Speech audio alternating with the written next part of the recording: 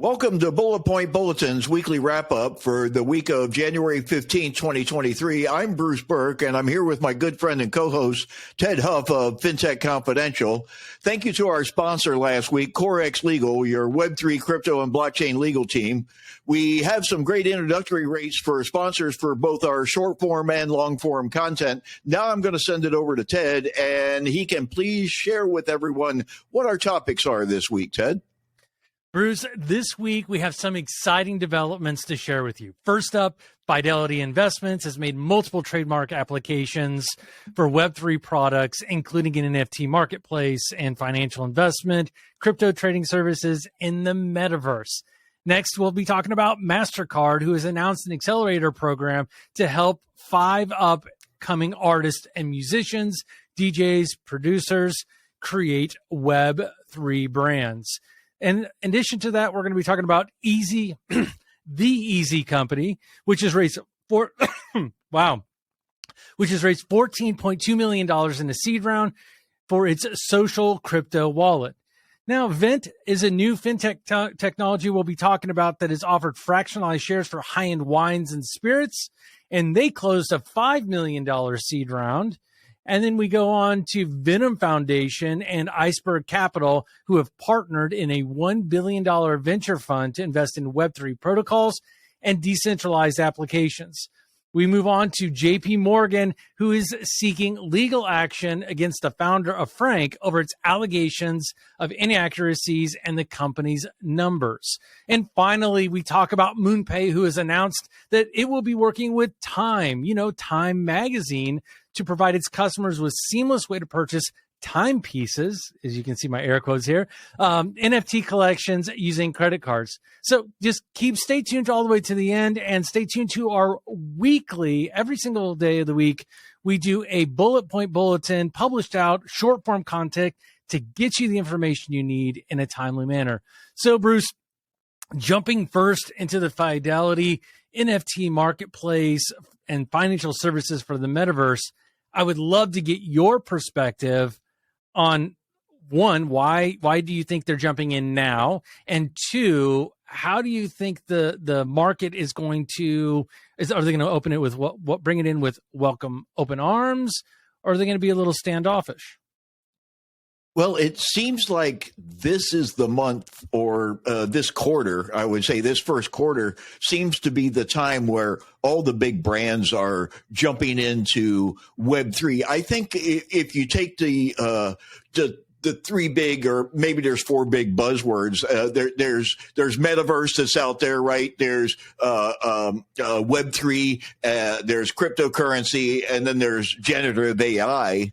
I think the one that's getting the most uptake, it seems like in this quarter, is the Web3 stuff, right? And that's kind of a umbrella over everything else. But I really think that that's going to get more acceptance. That term and that context is going to get more uptake and more investment than any other of the 4 terms, right? That's my thought on that. Yes. So looking at, there was a list published, and I'll put a link to my list that I'm keeping track of in the show notes. But I have a list as of December 31st. I have a list of over 400 major companies, brands that have an active Web3/Metaverse/blockchain. So again, we like to use the term Web3 to kind of cover all of that stuff, but the decentralization, community-based stuff. But I have over 400, and so that started December, and I'm starting to make my list for January. And so far, I've been able to add about 15, and we're only on the 15th. So that's one a day on average that we've been seeing, right? And I know there's ones that I've completely missed. Sure. And put in the comments down below, or make a comment. Send me an email and at hello@fintechconfidential.com with any Web3 projects that you've seen And we'll go ahead and add that to the list so everybody can keep track of that. So I'm sorry, I'm off on my tangent here, but for me, I think Fidelity is wanting to be a leader in the pack, and they've already seen J.P. Morgan on the cryptocurrency side. They're seeing other groups that are focusing on the blockchain. I think they probably looked at the same list I did and say, hey, 400 of major brands or companies in the world are already there. These Absolutely. These are also companies that are in their investment portfolios. So it only, to me, makes sense that they would follow their customers into Web3. So that's kind of my perspective of it. Yeah, it seems like from the patents, and I didn't dive deep in the patents because I'm not a patent attorney, right? But it seems like most of their patents are patents around offering the same services they offer now, Yes. but in Web3, right? Financing, equity, all the usual stuff that Fidelity already does, but in Web3 and in the Metaverse. So, I think if you look at it like J.P. Morgan has their bank in Decentraland, right? It's that kind of idea, right? So there'll be a Fidelity shop across the street, something like that, Well, this is starting to mirror a lot of the things that happened when the iPhone came out. When we started getting these graphical user interfaces on touch devices and we were moving things into it, it was very skeuomorphic. So it looked like the thing that we were transferring over. The address book looked like an address book. The notes looked like a notebook, right? The calendar looked like a desk calendar or a wall calendar. So I think that's kind of what we go through. And if you look at any technology, we typically do this because it's a nice way for us to feel confident and comfortable and understand the product or service as it starts. And as you can tell now, very few things are skeuomorphic. Everything's flat. Everything's very clean. It's gotten kind of gentrified now. The flat design kind of got rid of skeuomorphic design. And then it's even gone beyond that. And almost all of it kind of looks like what Google calls material design now, where it's, boxes and flat shapes and that sort of thing. I don't think that, the whole thing of Web3, and I'm not going to use the term metaverse because I really don't like the term metaverse that much. I don't think it's that appealing, but Web3 is now graduated. Back when the internet came out, that's a fad. That's email. Oh yeah. Web3 has now graduated just like the internet graduated and everything else. I think everybody's like, well, we're not going into a virtual world. It's just a better internet. It's a more compelling internet. It's not a flat internet. It's a 3D internet. Yeah. Well, I mean, if you kind of look at it, as our bandwidth, we went from dial up, and then when we got wide adoption of broadband, that's when streaming video started to happen. Actually, it was voice over IP first. Then, if you guys remember, good old voice over IP. Now I can't even Vonage, dude. I still remember having a little Vonage box that I plugged into my router. So I'm going way back. But then you had voice over IP, and then it led its way into downloading videos. And then you went into streaming videos or music, then streaming videos, and you kind of walk your way through. And as the infrastructure underneath of it becomes more mature, the more things you can actually do with it. And I think that's what we're seeing with all these things that are going on in Web3. But like I mentioned before, I think Fidelity is just taking a skeuomorphic approach into Web3. I mean, everything that they've mentioned is things that are happening in the real world already, and they're just kind of migrating it over into the Web3 environment. Now, a company I think that is changing it a little bit is Mastercard with their Accelerator program, because there are a ton of artists and athletes and all these folks that want to build a Web3 brand, but really don't have the background, don't have these things. And MasterCard, and you and I talked about this on a side conversation, but MasterCard a couple of years ago decided to come out with a MasterCard signature sound. And so if you listen to MasterCard commercials, if you look at some of the things they do, they always have that signature sound in there.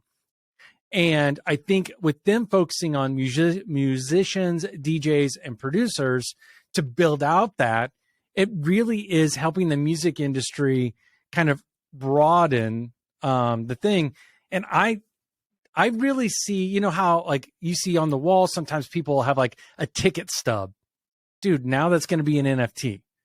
And if I want to sell you my ticket stub so you have it, then there's that becomes a play. Anyhow, I think it's really cool. I'm not surprised with who they partnered with. They did partner with Polygon, but Bruce, kind of give me your feeling and your take on this, because I think this is a really great use of Web3 technology. Well, what you were referring to with MasterCard, coming up with their sounds, a lot of companies are creating what they call sonic profiles now, right? It's yes. a group of different sounds that identify you, very similar to Apple. When you put your phone on the charging thing, it makes a gadunk. When you get a text, it goes gading. Those individual little sounds, and companies have had these forever and ever. They used to call them jingles, mm-hmm. right? Now they're down to, little itty bitty 1 second sound bites just to kind of clue you in, to what's happening and why that's mm-hmm. happening, right? Even Apple, when you put it on a MagSafe charge, it makes a different sound than if you plug in the cable, right? It has a different sound.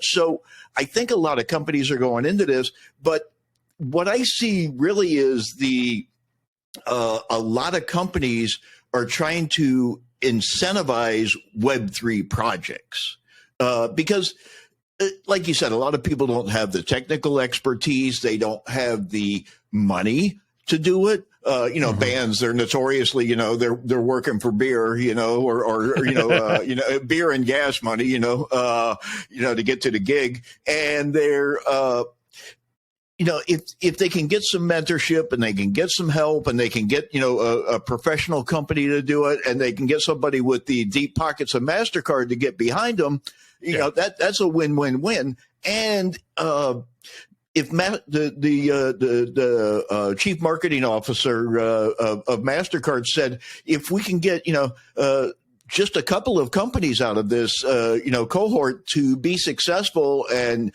do it, the program was a success, right? So they see potential in it. Fidelity sees potential in it. All these mm-hmm. companies see potential in Web3. Nobody's saying we see potential in the metaverse, but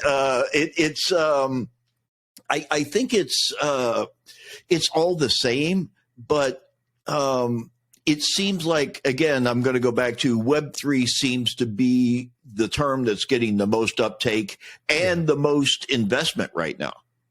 Yeah, well, I mean, I use the Web3, and I know A16Z uses Web3 kind of as an overarching umbrella for blockchain, for NFTs, and for the metaverse, just because those things are so tightly woven into each other, right?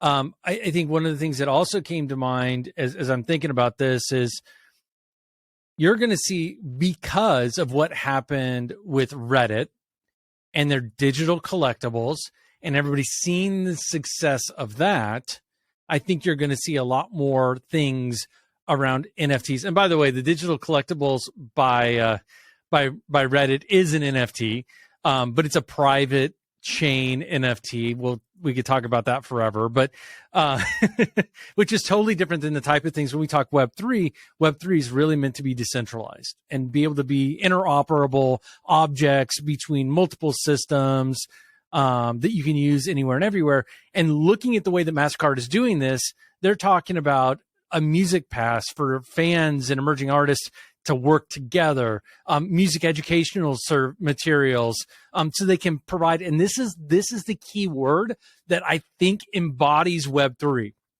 Participate in collaborative experiences. Web3 allows everybody together to participate in collaborative experiences.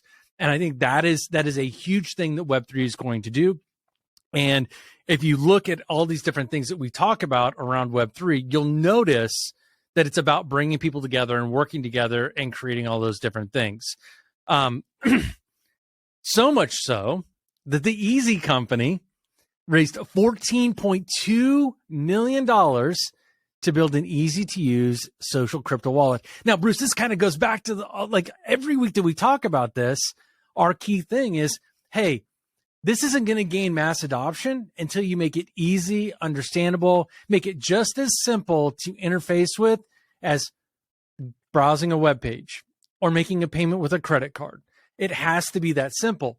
And I think that Easy Company has started to go that way. I would love to get your insight on you, because you've been very vocal about how easy this has to be and how much you have to take the technology out of it. So I'd love to hear your perspective.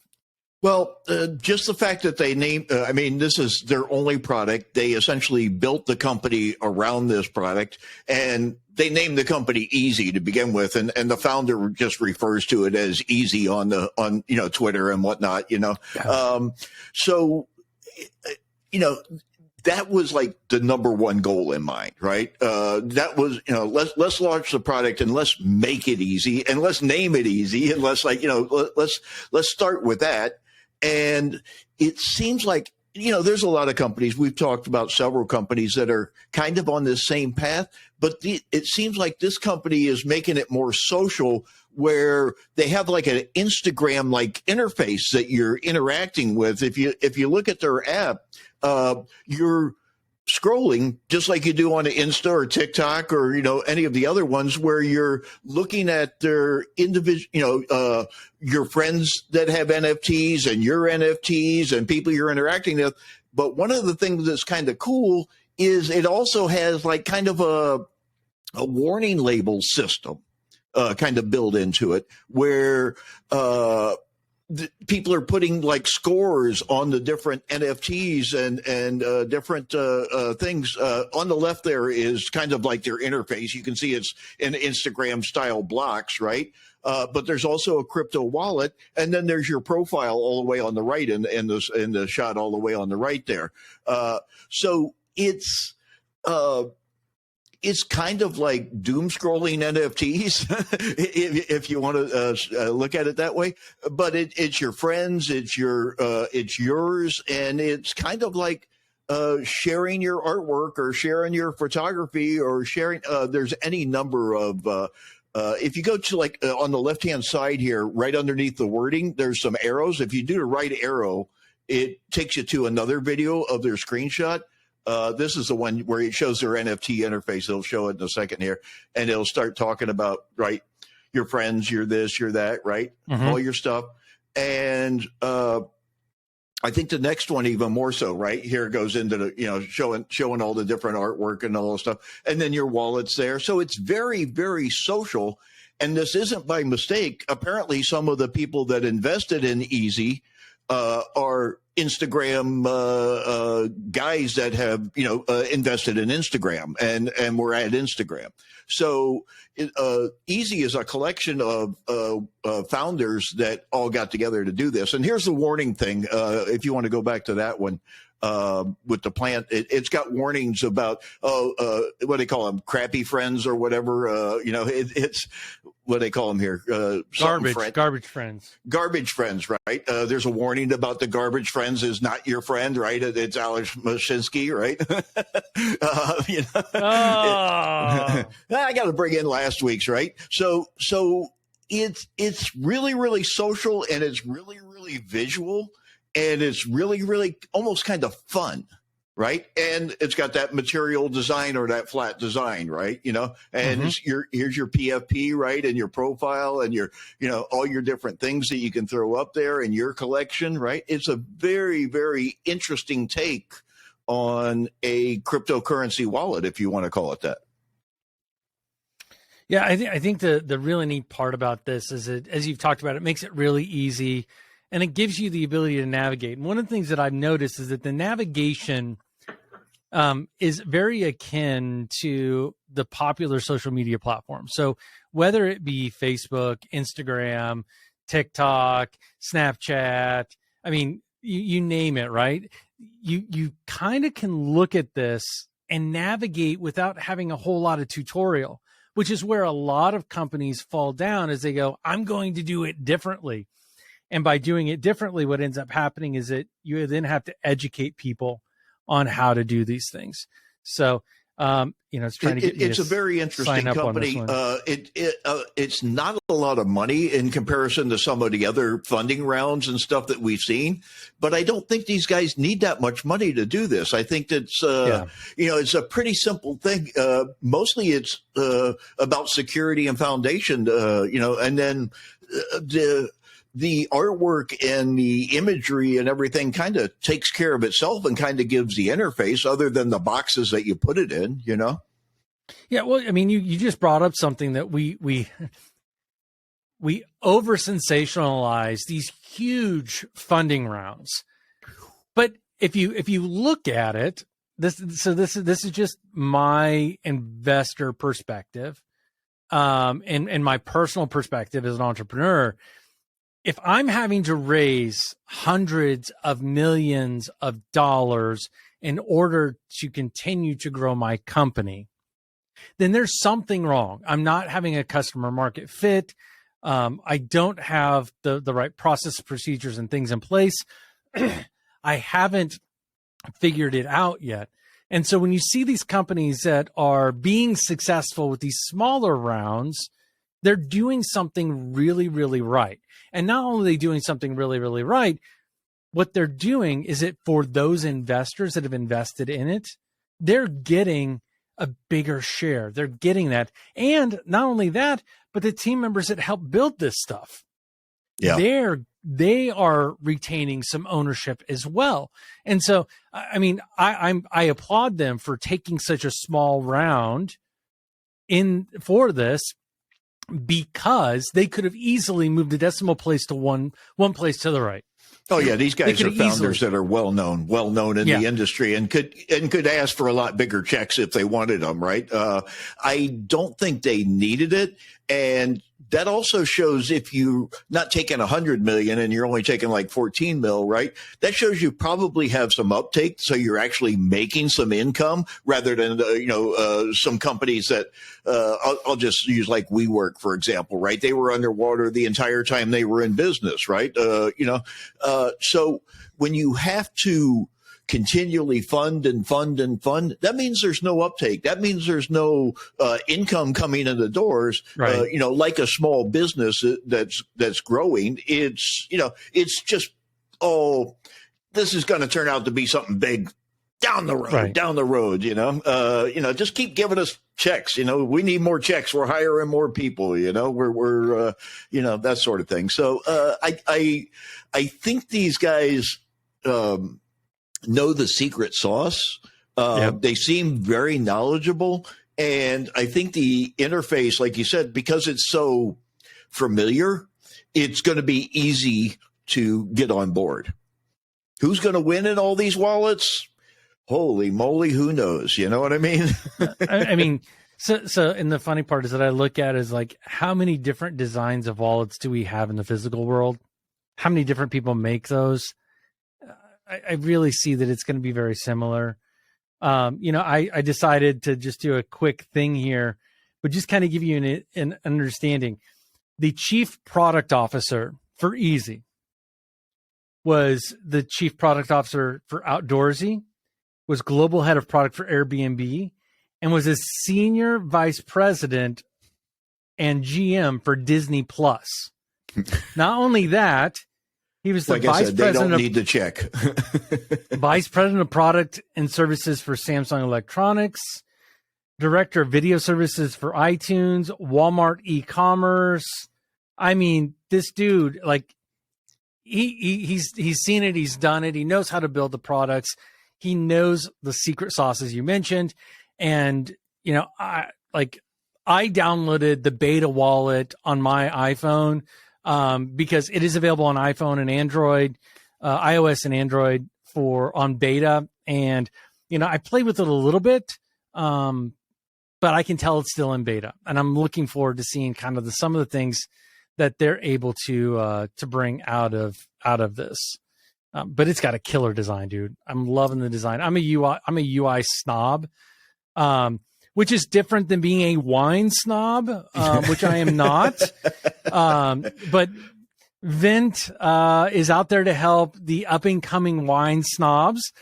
Sorry if I offended anybody by that. Just throw a comment on the video, and you know, we can take it from there. But it's a new fintech that is fractionalizing shares of high-end wines and spirits. So Bruce, you and I can go in together along with hundreds of our favorite friends on a $1 million bottle of wine, I guess. Yeah, let's go get a magnum of 1863 Dom Perignon, you know, and we'll never drink it, and it will just sit in a wine cellar somewhere and accrue value, and we can sell it in 10 years, right? The interesting thing about these guys, even though their asset class is wine, they said, we're not a wine company. You know, they're not selling wine. They're not selling bottles of wine. They're not shipping wine. They're holding wine. They're hodling wine, you know, if you want to say it that way. Yeah. And they say, we're not a wine company. We're a fintech company. Yes. And they also said that, for somebody who wants to invest in wine, say you're not a wine snob, you don't know anything about wine, and you're coming into the wine market, you see that, you know, the wine market is going up, right? And you're like, hey, I should invest in this. To get in there and understand and learn about wines and know what's good, apparently it's very inaccessible, and it's very hard to come up into it and make good decisions like right off the bat. You know what I mean? So these guys say that they're aggregating a bunch of fragmented data that's all over the place to help people make better decisions about what wines they should invest in. And it's like one of the things that I pulled out of the articles, and I should probably pull that up actually.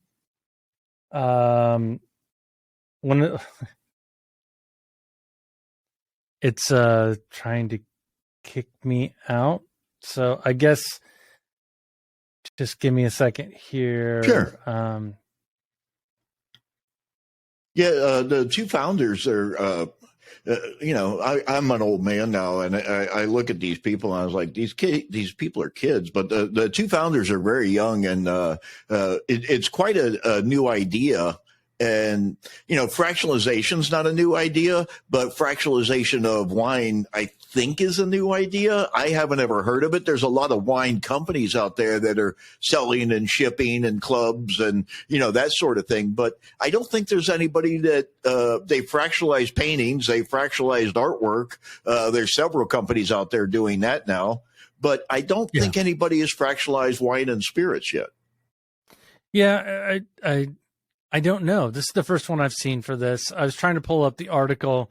Hey, Business Insider, if you want us to cover your articles in more depth, because I can't give you a whole lot more information on this because they've locked me out unless I want to pay a $15 to $20 subscription every month. So what we're going to do is we're going to go ahead and cut this one a little bit short because, well, we don't really have access to show you any additional details.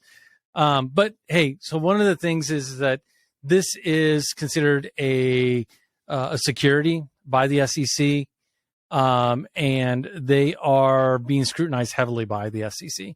So just so you guys can understand that it's not just crypto that's getting scrutinized. Even fractionalized wine and spirits are getting scrutinized by the SEC to make sure that customers and consumers are being protected.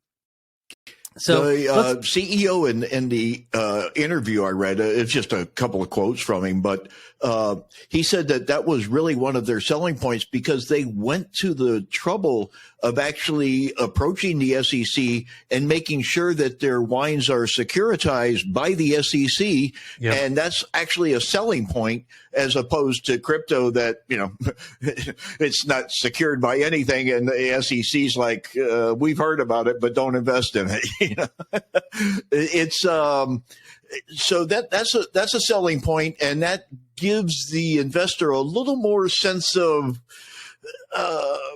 warmth and warm and fuzzy, if they're not getting it from the wine, that they getting it from buying the stock, Yeah. So let's hop into Venom Foundation and Iceberg Capital.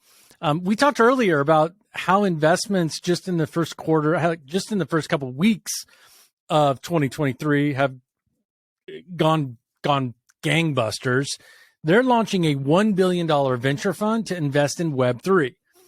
Now, Venom Foundation is a layer 1 blockchain and is regulated in Abu Dhabi on the global market. They're an investment manager. Iceberg Capital is the investment manager. And so they're building this $1 billion vehicle to be blockchain agnostic. And this is, they want to invest in pre-seed all the way up to Series A. So they're interested in moving ideas forward versus trying to make a buck on something that's already proven itself. At least that's my perspective. I'd love to hear your thoughts on this, Bruce. This is the first big venture fund that's come out in quite a while. The last one obviously was Sun, right? Mayoshi's son that invested in WeWork and all the rest, right? But this is a big fund. I mean, this is $1 billion, folks. This is not, a $14 billion check. This is $1 billion, and they're getting ready to go up more. I do believe. I believe they're raising. They're going to be a super fund again, right?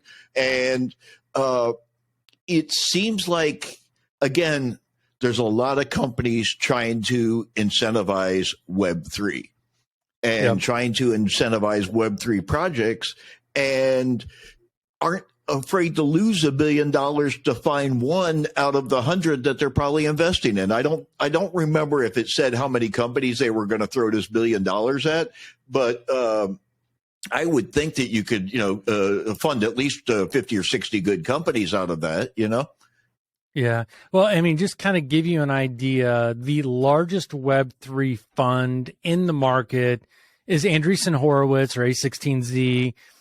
They're $4.5 billion as of last May. And they got the big boys. They got the Bored Apes. They got the Polygon. Yes. They got the that picture of the Rock, the wrestler, the Rock that's carrying the big duffel bag. That's A16Z with Web3, right? That's it. If you've seen the meme, you know what I'm talking about. If not, hit me up and I'll send it to you.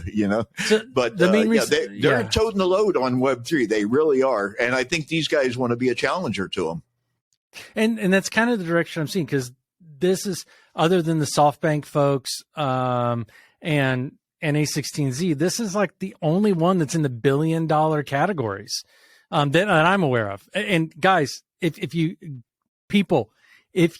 know of more, throw them in the comments. Let us know. We want to understand and find out more great things about this Web3 interface. But I had never even heard of Venom or Iceberg prior to reading this article. I had never heard of either one of them. And I'm in the news and my nose buried in Apple News every day, all day long, and all the other crypto stuff and, the Decrypt and Cointelegraph and all the, I'm reading all that stuff every day. This is the first time I've ever even heard of either one of these companies. Yeah. Yeah.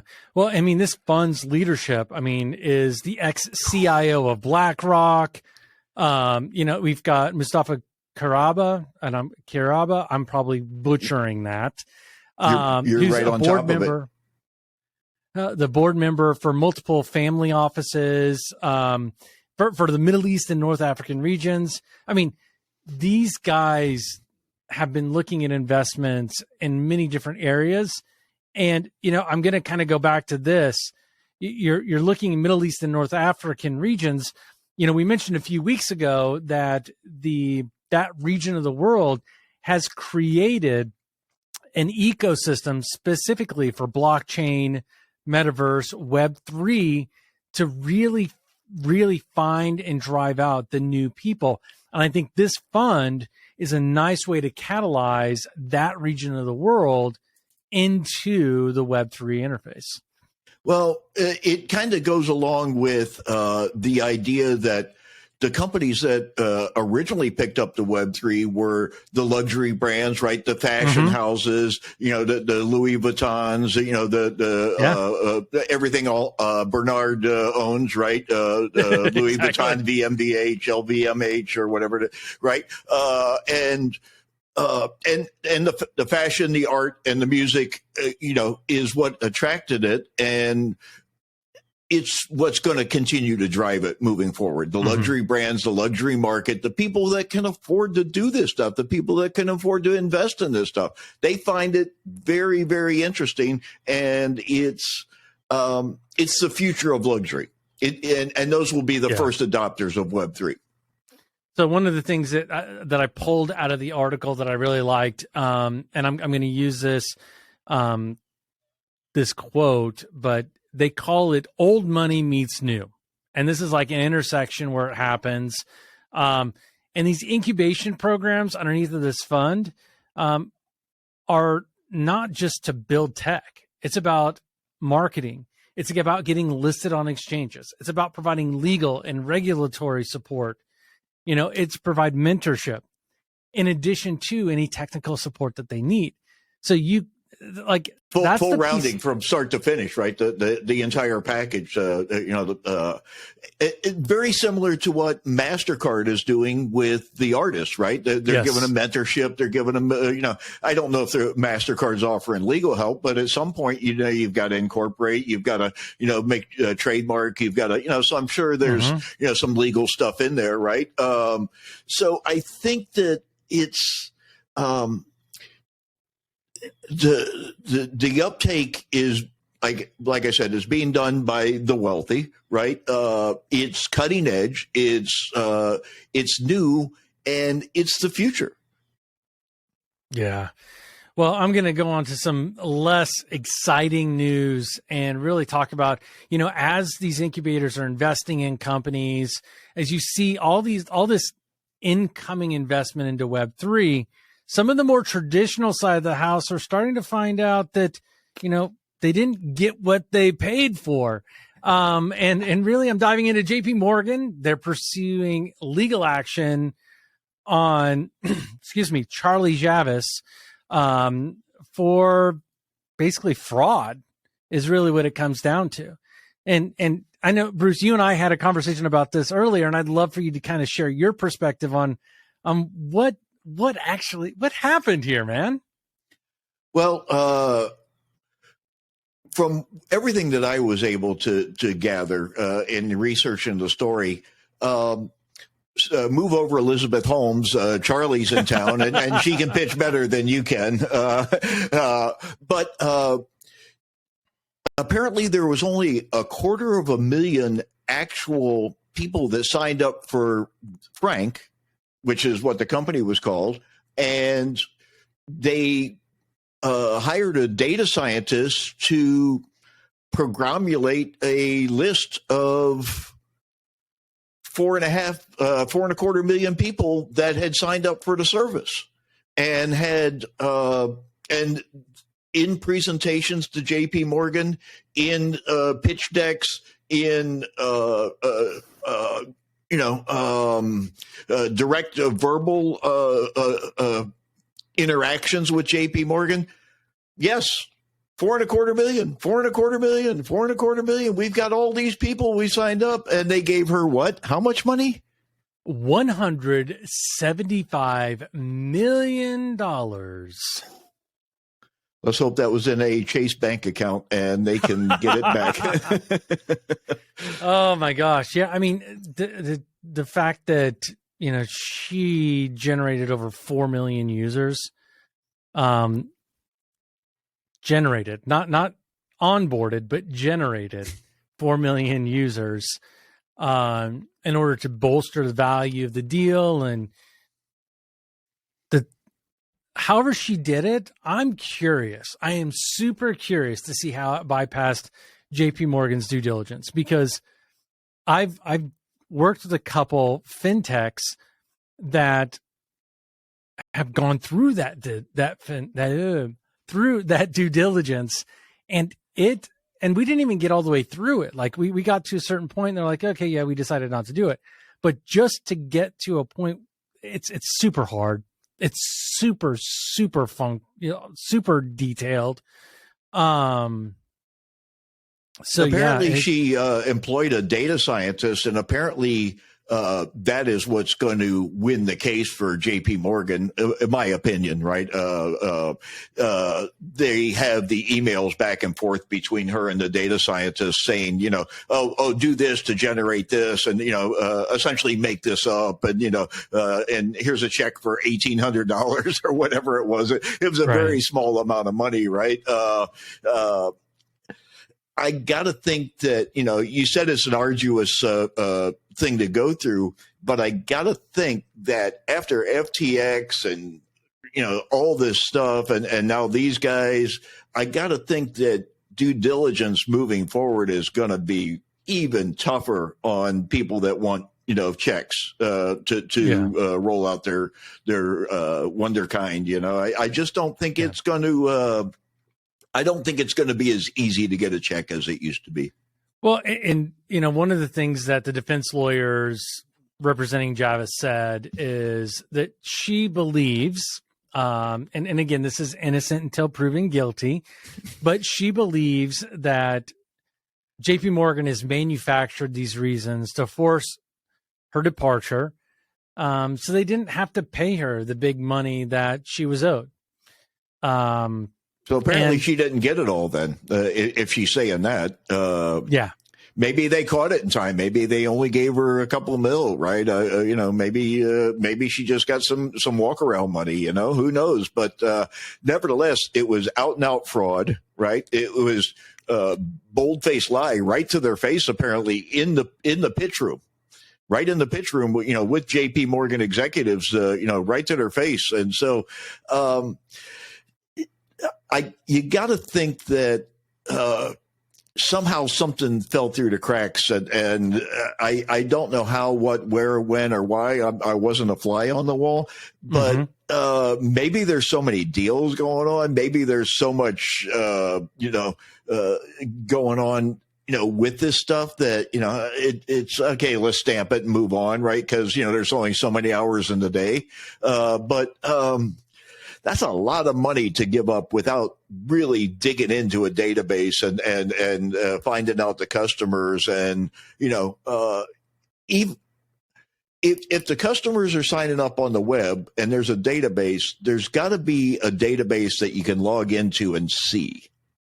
You know what I mean? So here's why I might have a little believability into Javis, is because her tool with Frank was designed to help people get loans.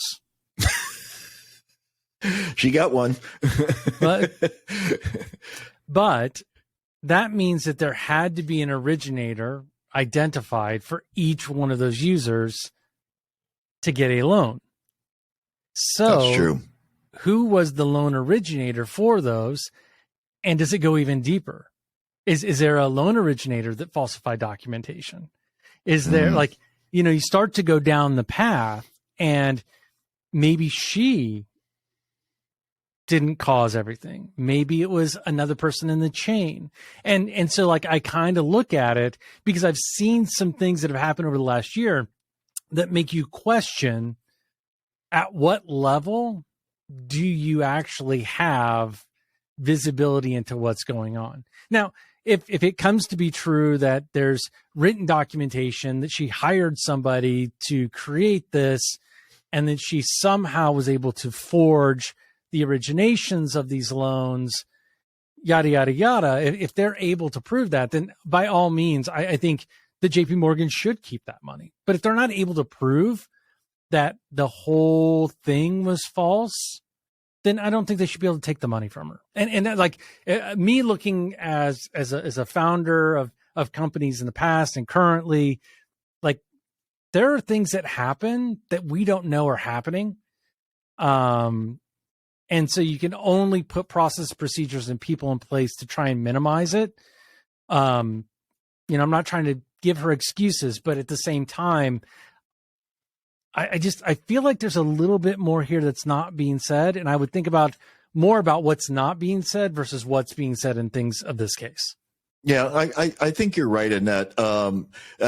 There apparently is emails back and forth between her and the data scientists, so they have the receipts, so to speak, right, and can say that.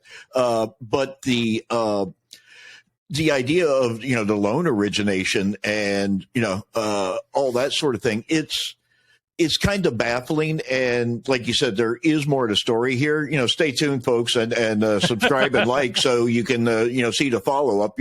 It turns out that a lot of these stories that we talked about 3 weeks, a month ago, 2 months ago are kind of more details come out later, and it somehow correlates with another story down the line, and it all kind of meshes together after a while. It's very interesting. It's a very interesting subject to follow and watch, and so make sure you subscribe and like so you can see it all right here. Definitely, if you're liking what you're seeing and what you're hearing, go ahead and do that. Hit the like button. Be sure to turn on notifications, and we'll get going. So our last story of the day, Bruce, our last story is Moonpay partnering with Time Magazine, or Time. Sorry, they don't go by Time Magazine anymore. They dropped the magazine when they dropped the physical production of the magazine to expand into digital collectibles market. Hey, we just talked about digital collectibles with Reddit. We've talked about NFTs. I'm really curious to understand, and I haven't dove into this a whole lot, but it'll be really interesting to see how Time does this, because Time has some amazing imagery, some amazing delivery items. So, I mean, I didn't know that they had killed off the paper magazine. I kind of wondered why it wasn't. I said, I haven't seen this magazine on the news. It used to be at the checkout when you go to the drugstore, the grocery store. It was always right there, right? I mean, it was right there, and I didn't realize that they had shut down the physical publication. It said that they had that this community, the Timepieces community, had dropped the first magazine that was ever published on the blockchain, the first readable magazine that was ever published on a blockchain. So that's interesting to me. But well, and Bruce, with that, they still have their special editions where they cover big subjects and things like that. But it's not that general piece anymore, right? So yeah, it used to be every week. It was Time and Newsweek. It was a weekly publication, and it was the cover was the story of the week, right? Whatever 2 weeks. They've definitely changed their approach, and now all that's available online, and they do these timepieces, as they're calling it, right? And now they're bringing that into the NFT world. And you mentioned that was really cool. I didn't even realize that they'd actually minted the first blockchain magazine. That's crazy. Yeah.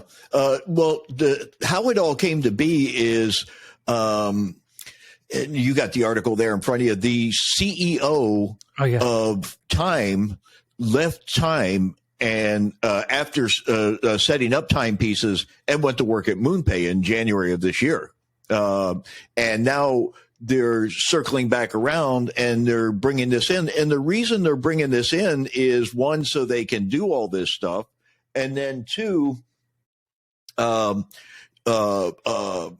has what they call Hypermint, which allows you to purchase NFTs with a credit or debit card. So that's another piece of the puzzle that's, really going to, Keith Grossman, there it is, the former president of Time. He officially joined Moonpay in January. It's in this next paragraph that down below at the bottom. There you go, right there. He joined Moonpay in January as the president of enterprises there. So this guy knows how to build a company. He knows how to build things. I watched an interview with him about the whole thing. I think it was an MIT blockchain interview. Blockchain Club. I think it's called MIT Blockchain Club, Massachusetts Institute of Technology. And he was talking about, well, I had no idea. I knew I wanted to do NFTs from Time, but I had no idea how I was going to go about it. And then he discovered Moonpay essentially, and was able to start doing some things.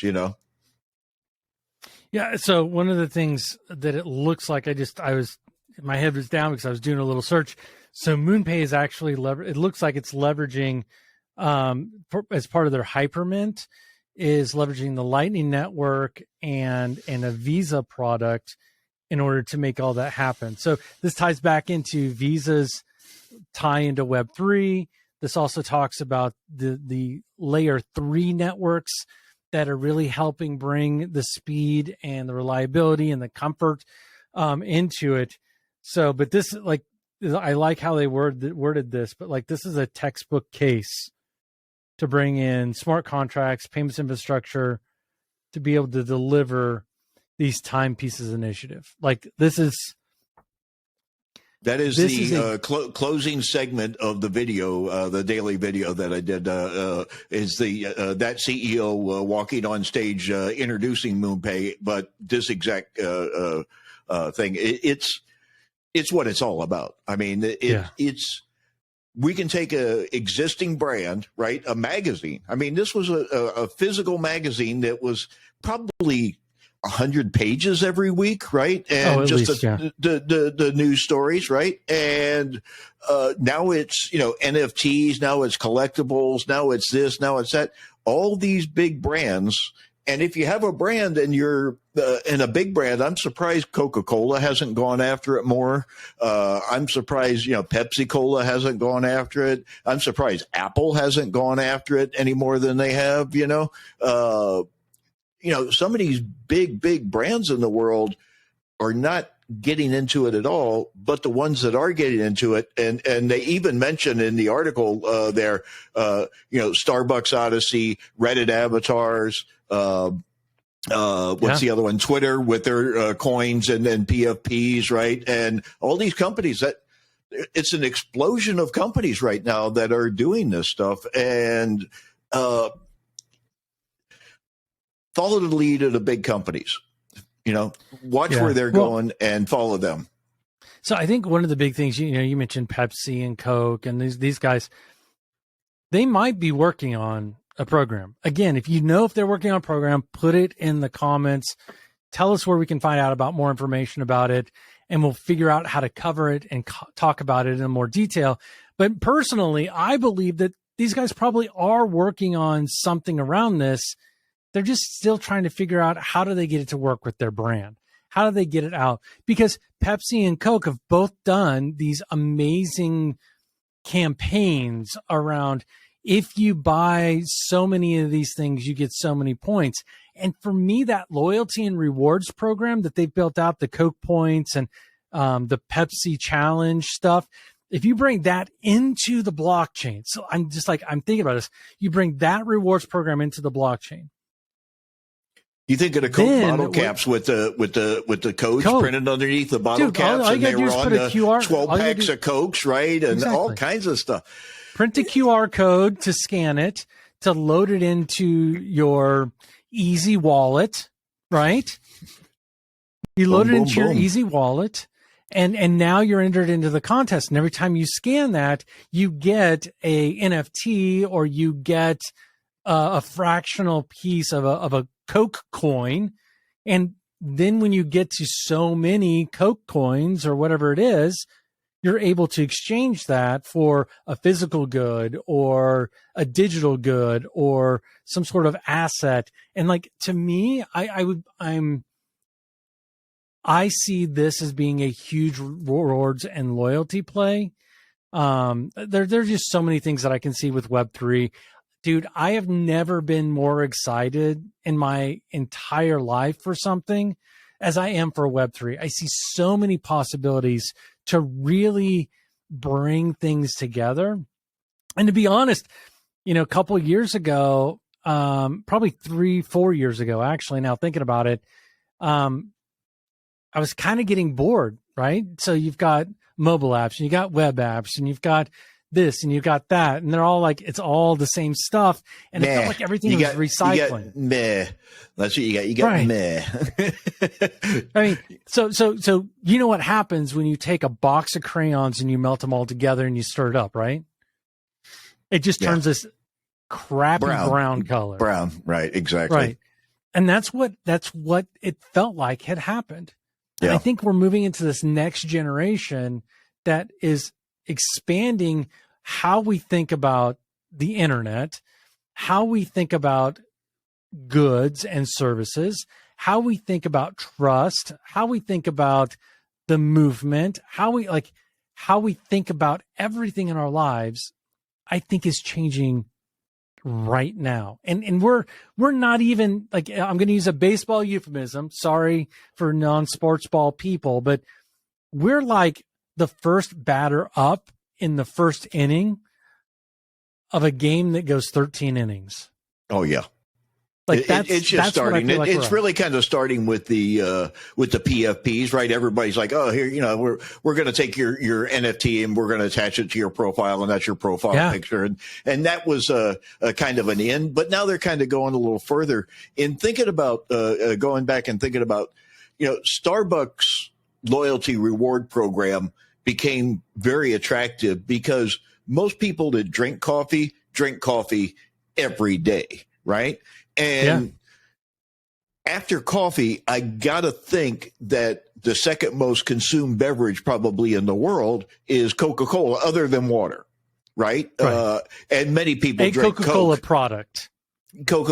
Oh, yeah, because everything you buy at McDonald's is a Coca-Cola product, right? The coffees, everything. Most people don't know that, but it's a Coca-Cola product. Minute Maid orange juice is a Coca-Cola, Dasani water. I could go on and on. But I got to think that Coca-Cola products are probably even more consumed, but they don't have Coca-Cola stores, right? Everybody saw a Coca-Cola, right? You don't have a Starbucks counter inside of a convenience store. Like you have a Coca-Cola counter. I mean, probably if you go into your average convenience store, out of, let's say they got 10 coolers, 3 of them are Coca-Cola products, stuffed to the gills with Coca-Cola products. And then you got all the rest of the guys, the beers, the juices, the this, the that, and everything else. So you got to think there's a huge community and a huge user base of people that love Coca-Cola.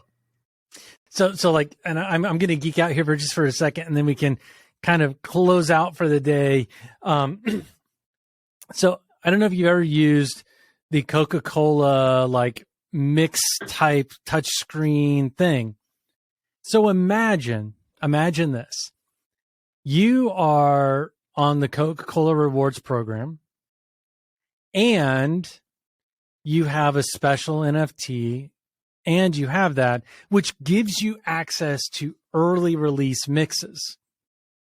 Nice. So now I'm able to go to wherever one of these, and I can't remember what they're called. Freestyle. They're called a freestyle machine. Thank you.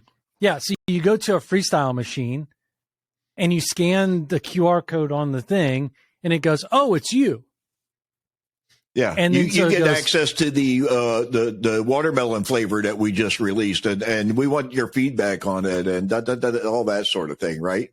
And the watermelon mix is great with the lemon lime, and mix those two together. That's what I can't think of if you're going into a Web3 product, I can't think of a better name than the freestyle that it's already named, to kind of go with it, right? It lends itself to it very well, I think. Yeah. So, I mean, like I mentioned before, I love the idea of of all the things that you can do for Web3. Like this is pretty much come, we bring in a few things every once in a while, but, this is, you're seeing there's a lot more going on around Web3 than just about anything else in financial technology or other technology. Just big things moving. So, that's why we cover it a lot. And it's the next generation, next round. I will say today's been great. This last week has been full of great information. Bruce and I we'll look through thousands and thousands of articles to pick the ones that have the most depth in it. As I mentioned before, if you have an idea or something like that, go ahead, hit us up on social media, at Fintech Confidential or at Bruce Burke. You can hit us up there. You can also send me an email at hello@Fintech Confidential, and the team will go ahead and grab that, and we'll see if we can cover whatever you're sending us. So we've got all that fun stuff. Be sure to like, subscribe, follow Fintech Confidential. You can find Fintech Confidential on all the socials. And Twitter is FT Confidential. I have a character limit there. So, but Bruce, why don't you just close this out for the day, man? So what I'd like to kind of share is we're like I said last week, we're past the Apple One phase, right? And we're moving into the Apple II that you can set on your desktop and talks to you now. And we're looking for some more sponsors to support us as we grow. We're moving right along. I'm going to be working on some deeper long form stuff. I want to do a deep dive on generative AI and all its forms, both written and visual and audio and all that sort of thing. I think that's a great topic to get into, and it's very much in the news right now. And can you believe it? We went through an entire episode without even mentioning Chat GPT this week, folks. But it's something that I want to do a deep dive into. So if you're interested in getting behind that deep dive and sponsoring that, that's something that I'm going to start working on now that I've completed my move and now I'm into my new place. I'm going to start working on that deeper dive episode. Ted and I together, we're going to get Chat GPT to write it for it. No, I'm kidding. So we're looking for some sponsors to kind of support us as we continue to grow and build out and grow this. It's the most interesting thing happening in the news to me, and everybody's talking about it, and everybody's trying to find a way to use it in whatever they do on a daily basis, whether it's generating images just for some rapid prototyping, if it's to generate some text to work off of, if it's to cheat on a test. Everybody's using generative AI. It's all in the news, and it's probably one of the most interesting subjects that's being discussed right now. It's only going to lead to more. So if you want to get behind that and you want to get behind us, reach out. We can include you in any and everything we do. And we're really looking for some people that are focused on that particular channel to help us move forward. Yeah, I mean, you mentioned the regenerative AI. It has gotten to a point where the CBS Sunday morning show covered DALL-E this morning. Oh, really? So yeah, it has definitely hit that level of interest. I mean, crypto hit that level 2-3 years ago. So, it's becoming mainstream. When you hit 60 Minutes and CBS Evening News, it's as mainstream as you can possibly be. Absolutely. But you're 100% right.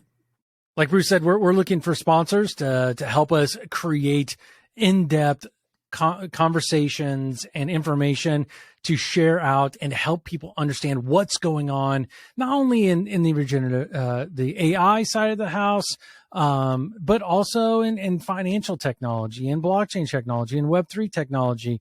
If you want us to go deeper into some other subject that involves technology, please let us know. Throw it in the comments. Send us an email. Send us a DM.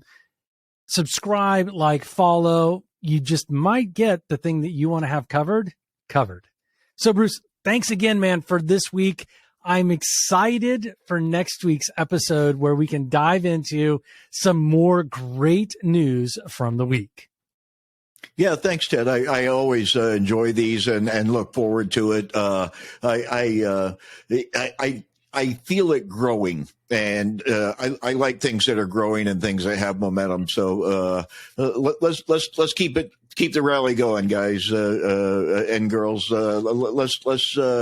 Let's continue to push forward into the roaring 20s here. Well, if you've made it this long into the episode, we want to thank everyone to the deepest bottom of our hearts, and we will see you next week. Thank you, Ted. Thanks, Bruce.